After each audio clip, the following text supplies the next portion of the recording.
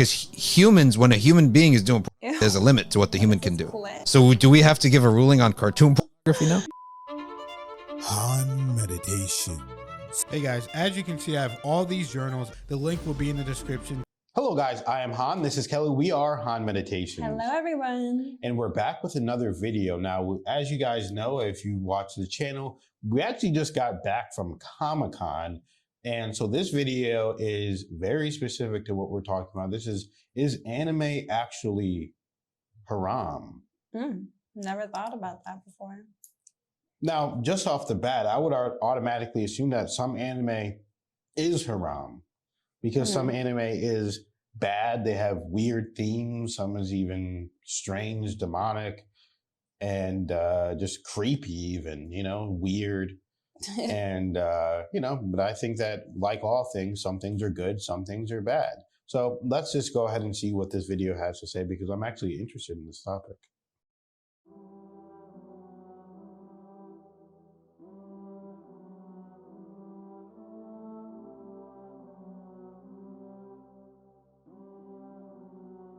There is a person that once told me that he has become adept at removing jinn from people. We do believe in such a thing called jinn possession, but it's not an obligatory Islamic belief. Let me just put it out there for you. It's not obligatory or recommended to believe in jinn possession. However, Imam Ahmad ibn Hanbal said we know it exists. We know it. Imam Ahmad's son himself said, can a jinn enter a person and take over that person's body? He said, yes, we've seen it. It's well known that it happens. Talks with a different voice, has enormous amounts of strength, etc. In any event, if you don't want to believe in it, no problem. There is no blemish in a person's religion if he doesn't believe that jinn possess people. You have to believe that jinn exists. You have to believe that jinn whisper to people. You have to even believe that a jinn can touch a person. But you don't have to believe in any circumstance that jinn can enter into people. Anyway, there's a reason I'm telling you this story, because there's a benefit. He extracted a jinn from a kid, and the jinn entered Islam. And he said to him, let me tell you, Muslim, something. The number one tool that we use against you is number two, anime. No way. That's what he said. The jinn said that? Yeah. He said that we use anime, people are addicted to it, and our goal is to make you Satan worshiper. If we don't make that goal, it's to make you an atheist. If we don't hit that goal, it's to make you gay. Not my words. Not my words. But I'm just passing it on to think that sometimes maybe anime is not so pure for everybody. Maybe there are some other agendas behind that. And I personally didn't understand it because all I understand anime to be is a style. So it could be a good anime. Could be a bad anime, right?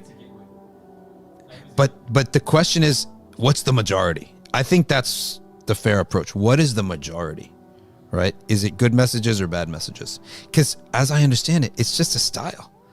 Like, why can't someone make a Muslim anime cartoon, right? Upholding Tawheed, right?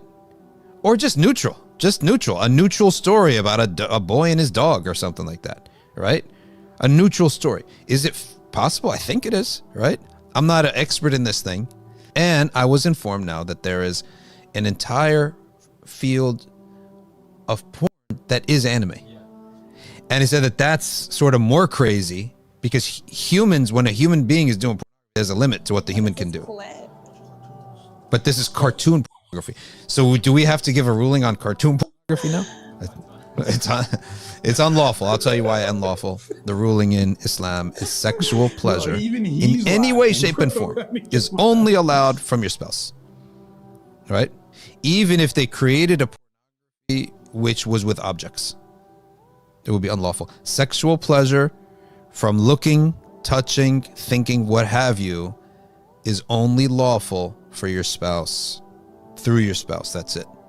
A friend of mine who's in med school published an academic paper in a medical journal proving that anime causes autism. What? So first of all, I think the waste of time is a whole nother thing, right? But see, I transmitted what that Sheikh told me. He's a Sheikh, and he says he's warning everyone against anime. I'm just saying that I'm transmitting it because I believe I believe him, but I don't have belief based on knowledge. You know what I mean? Like, I believe the source, I believe you, and it was a bit surprising to me too, because all I know about anime is that it's a style of making the cartoon. But I also know that it's a waste of time. Waste of time at a certain point. You know what, in our fiqh, yasirul lahwi halal. That's it. A little bit of meaningless entertainment is halal. When I sit at the end of the day and I watch a couple highlights of something, and you watch some soccer or football, a little bit, like 5 minutes, 10 minutes, we're not saying binging like this. Even if you were to spread it a little bit and watch a whole game, right? That's a big waste of time. 3 hours to do nothing, okay? On the treadmill, fine, at least you're exercising. But yasirul lahu, a little bit of waste of time is okay to, as they say, take the edge off. Relax yourself a little bit. These guys are watching episodes.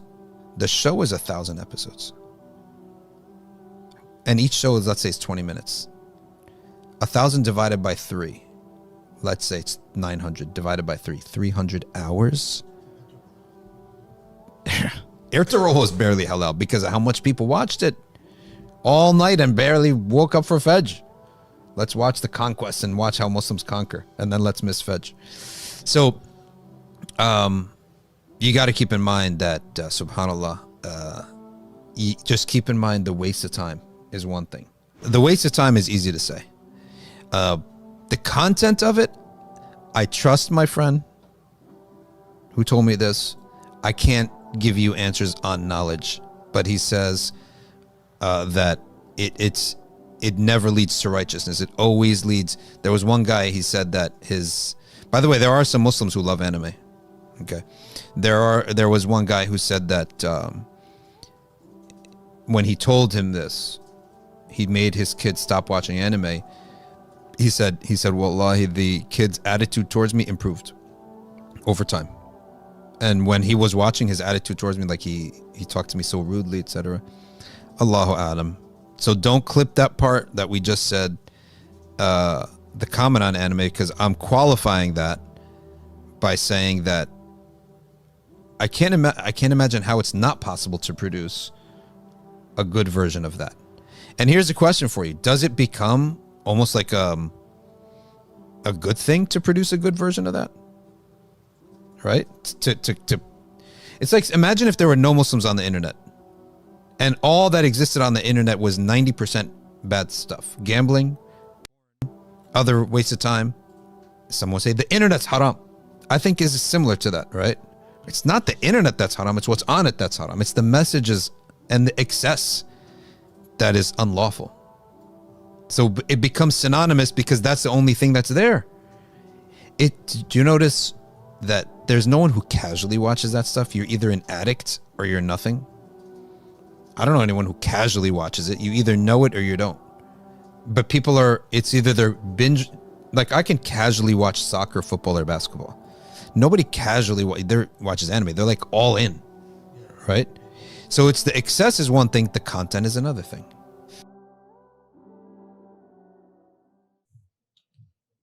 All right. So I'd say that is absolutely incorrect that anime causes autism. I don't have any statistics to back that up, but I guarantee you if I just ask ChatGPT what the rates of autism are in Japan versus United States or other countries, it wouldn't be superiorly elevated in Japan versus other places, because anime is literally, no disrespect to this guy, I'm sure he has good intentions at heart. I'm sure he's a good man. I don't know him. I haven't seen any of his videos. But one of the things about anime is that it's literally just a cartoon from Japan. There's nothing else that distinguishes anime from animation or a cartoon other than that it's just from Japan. Mm-hmm. And saying that no one casually watches it is absolutely incorrect as well. I casually watch anime. I don't really have time to watch it, but there's a show called One Piece. It's my favorite show. It's got like 1,200 episodes. I've seen all the episodes. I've seen multiple times. And I'm not binge watching it. It's if you're watching a show for 10 years, then you're going to see it. Each episode is like 15 minutes. So especially if people, everyone is going to do something that you can consider a waste of time or not waste of time. It really just depends on your clarification. What do you think? I think that watching sports is way more of a waste of time than watching a nice anime show like One Piece, because you have a story, it's inspiring, it's going to make you want to do good things like work out and be a good person, etc. But, if you don't know that or you've never seen the show, then that is, that's just wild. But I do understand that some people are watching too much, and people are, going to the extremes where like you don't want to make anime. Like I've seen people where anime is their whole personality. It's everything. And you go to the cons, you see like it definitely can lead to weird things like people being furries and, wearing costumes and it being their whole personality. But I do think that a lot of times, a lot of those people are probably already autistic or have some kind of deviation of autism.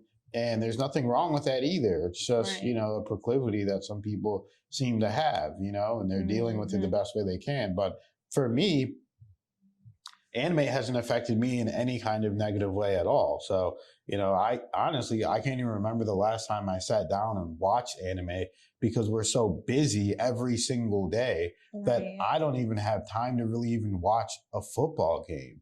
Like there's so many games that I've missed, so many things that I've missed because we're editing videos for you guys. We're reading, we're learning. We have a company where we have to edit videos. We're always on the move. Right. So I think it's just a case by case basis. Yeah. I mean, that was one thing I really thought was it's a very bold claim to say that anime causes autism. And actually, like I was going to college to be a research professor within psychology, and to prove things like with the studies and all that. So to prove something causes something, like directly causes, because there's correlation. And usually most studies prove correlation, not causation. So essentially things can be related, which is the correlation, but to prove an actual causation, like this directly causes this, that's like, it's hard for not professors, but researchers to even make those research on that, because you have to do so much to prove a cause with studies. You have to really do a lot of studies, and it has to be crystal clear. So to me, I think there's some mistake in there. I'm not sure. I haven't seen this paper. I never heard of it. Yeah, well, I can tell you it's absolutely false without even hearing it, because and also I don't believe in Jinn possession. I believe that Jinn are real. I don't believe that a Jinn can take over your body. What I do believe, I mean, I don't know, honestly. But what my personal belief is, I don't believe that a Jinn or another entity could actually take over your human soul. Because in my personal belief, I believe that that's protected by God. God gave that to you. But I believe that people can basically allow themselves to get to a certain vibration where they're mimicking or doing what the Jinn wants or whatever the being wants, but they still have control, but they're just in a position where they're acting like it. Because I believe that if God gave you your free will, no Jinn could take it away. You understand? I believe if Allah gave you free will, a Jinn cannot take over or supersede that free will, then take over your own body. That's just my personal belief. But I do believe that people can choose to listen to what the Jinn says and act as the Jinn is telling them to act, which would essentially be like a possession and give the same result as a possession. But yeah, let me ask this to ChatGPT and see what it has to say, because I actually am very curious about this. Hello, ChatGPT. Does Japan have a higher rate of autism per capita than other places like United States and other countries? And then very quickly, is there any correlation or causation to say that anime in particular causes autism in kids? Yes or no? I need a very quick, short answer.